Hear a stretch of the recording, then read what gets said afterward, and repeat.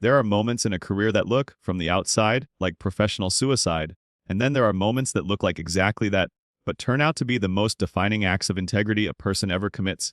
In the autumn of 1961, Ray Charles made a decision that cost him money, cost him bookings, and earned him the formal hostility of an entire state government.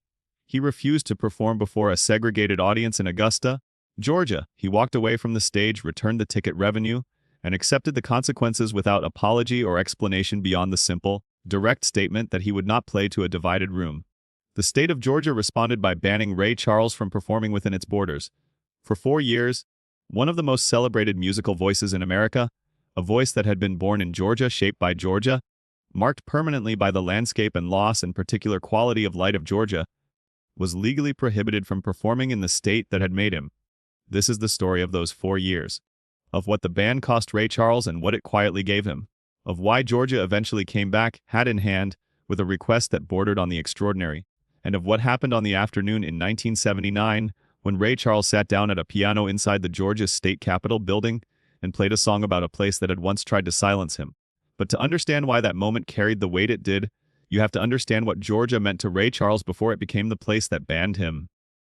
Part O-N-E, Ray Charles Robinson was born on September 3, 1930 in Albany, Georgia. He did not stay long. His family moved to Greenville, Florida before he was old enough to form clear memories of Albany itself. But Georgia had already done its work. The red clay roads, the smell of pine resin in summer heat, the quality of southern light in the late afternoon, these things entered him before language did, before memory did, before he had the conceptual tools to name what he was absorbing. His mother, Aretha Robinson, was a Georgia woman. The particular kind of strength she carried, quiet, unyielding, rooted in something that poverty and circumstance could bend but not break, was the strength of a woman shaped by the Georgia soil. When Ray later tried to describe his mother, he often reached for landscape. She was steady, he would say. She was like the ground. When Ray was 4, he began losing his sight. By 7, the world had gone permanently dark. The Georgia he carried inside him, the sounds, the textures, the warmth of that particular southern geography, became, from that point forward, one of the few sensory landscapes he would ever fully possess.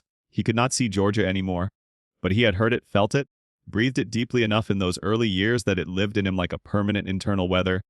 His mother died when Ray was 15. He left Florida at 17 with $7 and a guitar, heading for Seattle, the farthest point in the continental United States from everything he was losing. He did not return to Georgia for years. There was nothing to return to in the direct, practical sense, but Georgia had never left him. When Ray Charles recorded Georgia on My Mind in 1960, he was 30 years old and already a significant figure in American music. The song had been written by Hoagy Carmichael and Stuart Gorell in 1930, the year of Ray's birth, and had been recorded by various artists in the intervening decades. None of those versions had done what Ray Charles's version did. His recording was not a performance of someone else's nostalgia. It was something more personal and more complicated than that. His voice on Georgia on My Mind carried the weight of a man who had lost the state twice. Once when his family left and once when his sight went. A man singing about a place he could no longer see, about a longing that had no clean resolution, about the particular ache of loving something that exists more completely in memory than in present reality. The record reached #1 on both the pop and R&B charts. It won 2 Grammy Awards. It became one of the most beloved recordings in American popular music. And it transformed the public understanding of what Ray Charles was, not just a brilliant R&B performer, not just the architect of soul music, but a singer capable of conveying the full emotional complexity of adult human experience, none of which prevented what happened next. Refusal, Augusta, Georgia, autumn 1961. Ray Charles was scheduled to perform at the Bell Auditorium. The show was sold out. The crowd that would fill that hall included both black and white audience members, but they would be seated, as was standard practice throughout the South under the laws of the era, in racially segregated sections. Different areas of the building, different access points, the same room divided into separate experiences based entirely on the color of the ticket buyer's skin. Ray Charles had performed in segregated venues before. Most black artists of his generation had. The music industry of the late 1960s operated within the legal and social architecture of American racial segregation, and the choice facing black performers was, in practical terms, binary: accept the conditions or don't work. Many accepted they had bills to pay, families to support, careers to maintain. The acceptance was not moral endorsement. It was survival arithmetic. But by 1961, Ray Charles had reached a point in his career where survival arithmetic was no longer the only calculation available to him. He was, at 31 years old, one of the most commercially successful musical artists in the United States. He had leverage he had not possessed earlier, and he had been carrying something, a slow accumulation of refusals he had swallowed, of conditions he had accepted because the alternative had been too costly. That was reaching a limit. The specific tipping point by most accounts was the acoustic reality of segregated seating. Ray Charles, whose hearing had developed into something approaching a secondary visual system, could perceive the shape of an audience with unusual precision. He could hear where people were clustered and where gaps existed. He could feel through the sound of a room how an audience was arranged. What he heard in segregated venues was a divided room. And a divided room? To someone who had spent his entire performing life trying to create the opposite, a space where the music dissolved boundaries rather than reinforcing them, felt like a direct contradiction of everything the music was supposed to do. He arrived at the Bell Auditorium on the evening of the scheduled performance. He was informed, as he had been informed before at other venues, of the seating arrangements. He listened. He asked whether the arrangement could be changed. He was told it could not. He said he would not perform. He returned the advance payment. He walked away from a sold-out show. He did it without a press conference, without a prepared statement, without a publicist managing the message. He simply refused and accepted the professional consequences of refusing. The consequences arrived quickly. The state of Georgia, through its governing bodies, responded to Ray Charles's refusal with a formal action. He was fined and effectively banned from performing within the state. The specific mechanisms varied in different accounts. Some describe an official fine, others describe a more informal but thoroughly enforced industry blacklisting, but the practical result was consistent. For the next 4 years, Ray Charles did not perform in Georgia. Consider what this meant in concrete terms. Georgia was not a peripheral market, it was his home state. It was the place that gave his most celebrated song its name and its emotional gravity. Georgia on My Mind was on the radio constantly throughout those years, a song about longing for a place he was now officially unwelcome in. The irony was not subtle, and Ray Charles was not a man who missed irony. The ban also cost money. Georgia bookings that would have been routine and profitable were simply gone. His management absorbed the losses. His touring schedule rerouted around Georgia's borders as though the state were an obstacle on a map. But here is what the historical record also shows, and what makes this story more than a simple tale of righteous refusal and unjust punishment. Ray Charles did not collapse under the ban, he did not retreat, he did not apologize or seek accommodation. He continued performing everywhere else he was welcome, which was most of the country, and the quality and ambition of his work during those 4 years suggests a man operating not from a position of diminishment, but from something closer to clarified purpose. The early 1960s were, by any measure, among the most creatively fertile years of his career. Modern Sounds in Country and Western Music, released in 1962, was a record that had no right to work and proceeded to work brilliantly. A black artist from Georgia recording country music in defiance of every genre and racial boundary the industry had constructed, and doing it with such conviction and emotional intelligence that the record became a cultural phenomenon. It spent 14 weeks at #1 on the pop album charts. It demonstrated, as clearly as anything Ray Charles ever did, that his artistic identity was not containable by the categories other people wanted to assign to him. He was not going to be told what kind of music he was allowed to make. He was not going to be told which rooms he was allowed to enter. He was not going to be told that the state of his birth had the authority to define what he was permitted to do with the gifts that birth had given him. The band continued. The music continued louder, and somewhere in the halls of Georgia state government something was slowly beginning to shift. Two-part history rarely changes through single dramatic moments. It changes through accumulation, through the slow, unglamorous process of ideas becoming undeniable, of positions that once seemed reasonable revealing themselves as untenable, of the gap between official policy and basic human decency becoming too wide to sustain without active effort. The civil rights movement of the early 1960s was reshaping the legal and moral landscape of the American South in ways that made the enforcement of racial segregation increasingly difficult to defend in any public forum. The Civil Rights Act of 1964 changed the legal architecture fundamentally. The specific laws and practices that had made segregated seating not just possible but mandatory began to fall away. And as those laws fell, the cultural logic of the Georgia ban on Ray Charles became harder and harder to maintain. Here was a man who had been born in Georgia. Here was a man whose most celebrated song had become, through sheer force of emotional resonance, one of the most beloved pieces of music associated with the state.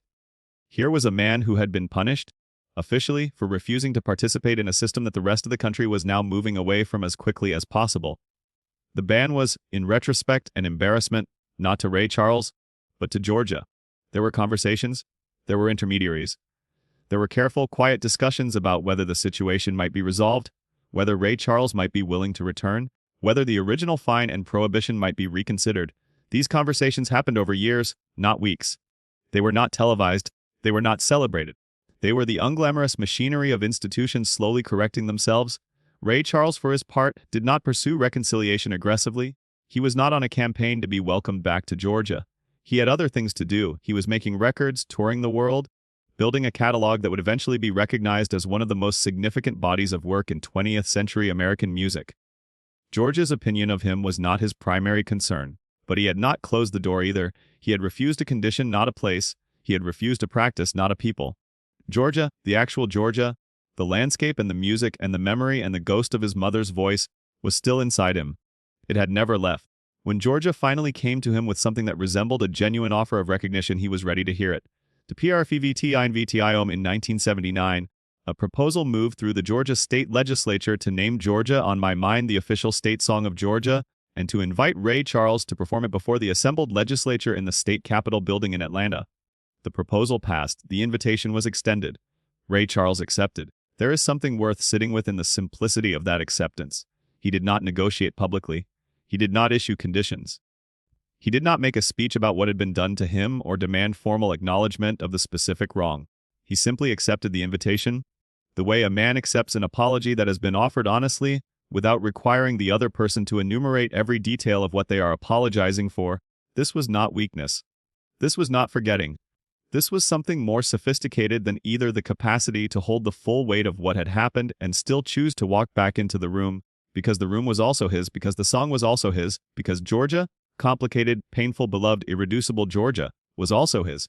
He flew to Atlanta. He arrived at the state capitol. He sat down at the piano. As I sexes TFTRO ions kept well, the chamber was full. Legislators occupied their seats. Staff and observers filled the gallery.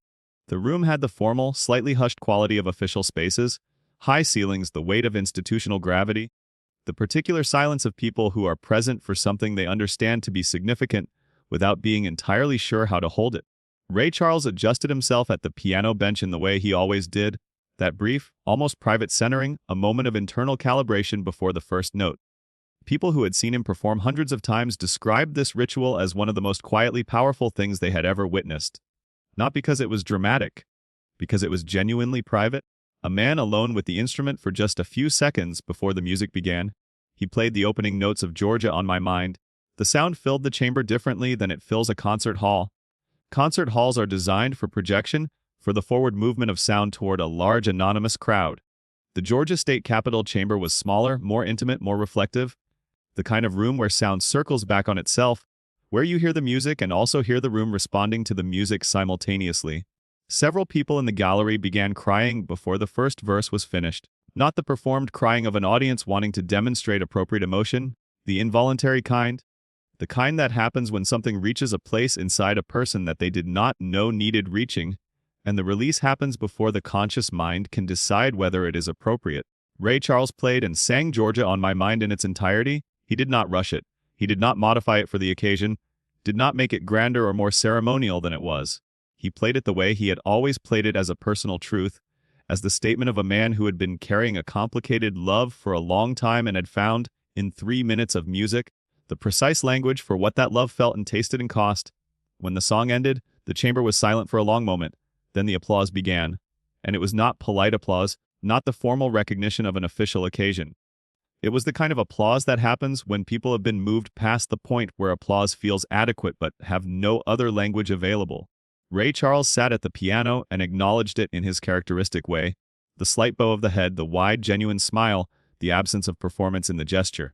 He was not performing gratitude, he was simply present in a room that had, after a long and complicated journey, become the right room to be in. Tu pairs evient, Tierritarme Aunt Georgia on My Mind became the official state song of Georgia on April 24, 1979. The formal ceremony of its adoption, with Ray Charles performing it in the Capitol, was covered by press from across the country. The story of the 1961 ban was part of every account. The irony was too pointed to ignore, the arc too clean.